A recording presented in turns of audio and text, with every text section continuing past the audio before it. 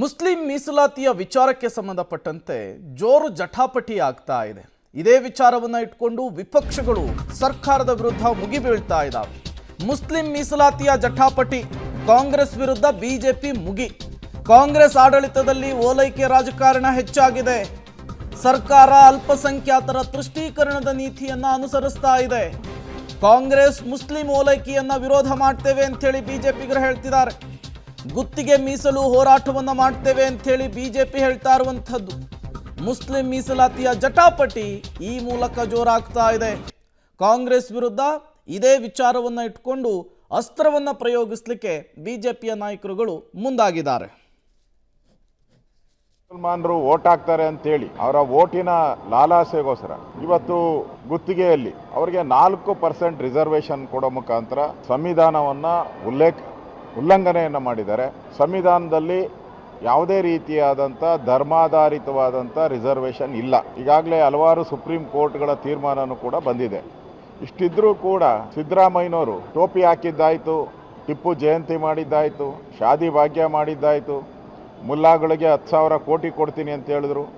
ಈಗ ಬಡ್ಜೆಟ್ಟಲ್ಲಿ ಅವರಿಗೆ ಎಲ್ಲ ರೀತಿಯಾದಂಥ ಅನುದಾನಗಳನ್ನು ಅವ್ರು ಏನೇನು ಕೇಳಿದ್ರು ಅದಕ್ಕಿಂತ ಹೆಚ್ಚು ಅನುದಾನಗಳನ್ನು ಕೊಟ್ಟರು.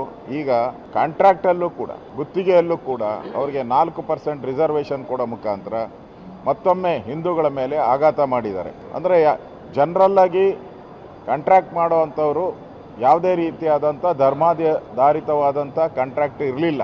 ಕರ್ನಾಟಕದಲ್ಲಿ ಮೊದಲ ಬಾರಿಗೆ ಇದನ್ನು ತರುವ ಮುಖಾಂತರ ಧರ್ಮಗಳ ಮಧ್ಯೆ ಒಡಕನ್ನು ಉಂಟು ಮಾಡುವಂಥದ್ದು ಮತ್ತು ಓಟ್ಗೋಸ್ಕರ ನಾವೇನು ಬೇಕು. ರಾಜ್ಯ ಸರ್ಕಾರದ ಅಲ್ಪಸಂಖ್ಯಾತ ತುಷ್ಟೀಕರಣದ ನೀತಿ ಯಾವ ಮಟ್ಟಕ್ಕೆ ಬಂದು ನಿಂತಿದ್ದಾರೆ ಅಂತ ಹೇಳಿದ್ರೆ, ಸರ್ಕಾರಿ ಕಾಂಟ್ರಾಕ್ಟ್ಗಳಲ್ಲಿ ಕಾಮಗಾರಿಗಳಲ್ಲೂ ಕೂಡ 4% ಮೀಸಲಾತಿಯನ್ನು ಮುಸಲ್ಮಾನರಿಗೆ ಕೊಡ್ತೇವೆ ಅನ್ನುವ ನಿರ್ಧಾರ ಏನು ರಾಜ್ಯ ಸರ್ಕಾರ ಕೈಗೊಂಡಿದೆ. ಕ್ಯಾಬಿನೆಟಲ್ಲಿ ಕೂಡ ಏನು ಪಾಸ್ ಮಾಡಿದ್ದಾರೆ ಮತ್ತು ಬಿಲ್ಲನ್ನು ಸದನದಲ್ಲೇನು ತರೋದಕ್ಕೆ ಹೊರಟಿದ್ದಾರೆ. ಭಾರತೀಯ ಜನತಾ ಪಾರ್ಟಿ ನಾವು ಸ್ಪಷ್ಟವಾಗಿ ವಿರೋಧವನ್ನು ಮಾಡ್ತೇವೆ. ಭಾರತೀಯ ಜನತಾ ಪಾರ್ಟಿ ನಾವು ಮುಸಲ್ಮಾನರ ವಿರೋಧಿಗಳಲ್ಲ, ಆದರೆ ಅಲ್ಪಸಂಖ್ಯಾತರ ಅಥವಾ ಮುಸಲ್ಮಾನರ ತುಷ್ಟೀಕರಣದ ರಾಜಕೀಯ ನೀತಿಯನ್ನು ಏನು ಕಾಂಗ್ರೆಸ್ ಸರ್ಕಾರ ಅನುಸರಿಸ್ತಾ ಇದೆ, ಇದನ್ನು ನಾವು ಗಟ್ಟಿಯಾಗಿ ವಿರೋಧವನ್ನು ಮಾಡ್ತೇವೆ. ನಿನ್ನೆ DK ಶಿವಕುಮಾರ್ ಅವರು ಹೇಳಿಕೆಯನ್ನು ನೀಡಿದ್ದಾರೆ. ವಿಜಯೇಂದ್ರ ಅವರೇ, ನೀವು BJP ಅವರಿಗೆ ತಾಕತ್ತಿದ್ರೆ ಮುಸಲ್ಮಾನರಿಗೆ MLC ಮಾಡಿ ರಾಜ್ಯಸಭಾ MP ಕೊಡಿ ಅಂತ ಹೇಳಿದ್ದಾರೆ.